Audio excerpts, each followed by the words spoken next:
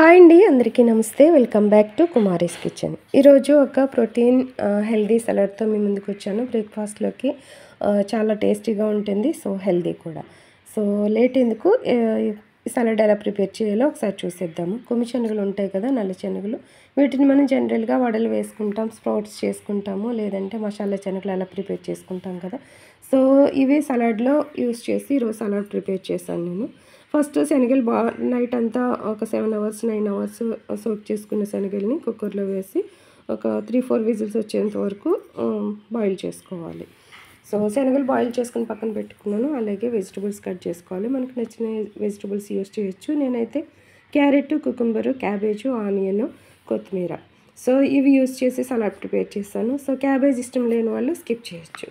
So cabbage, కొత్తిమీర, అలాగే cucumber, onion, ఇవన్నీ వెజిటబుల్స్ అన్నీ చిన్నగా చాప్ చేసుకోవాలి. సో చాప్ చేసుకున్న తర్వాత మనం బాయిల్ చేసి చల్లారబెట్టుకున్న ఈ శనగలు కూడా వేసుకున్న తర్వాత ఒక 1/2 స్పూన్ కాలా నమక్, నల్ల ఉప్పు రాక్ సాల్ట్ వేసుకున్నాను. అలాగే ఒక 1/2 స్పూన్ సాల్ట్ వేసుకున్నాను. కొద్దిగా పెప్పర్ పౌడరు అండ్ ఒక 1/2 చుక్క నిమ్మరసం వేసుకోవాలి.